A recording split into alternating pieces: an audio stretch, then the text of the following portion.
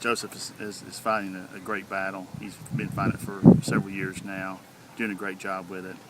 I think when you see events like this in these type of communities, especially with Clinton, this really shows how much of a loving community it is, and supporting each other, and nobody's fighting the fight alone.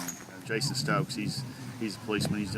He's done a really good job coordinating a lot of these activities. Made him honorary policeman at our Christmas dinner last year, and I think he got a real kick out of that. But he loved the lawnmower races.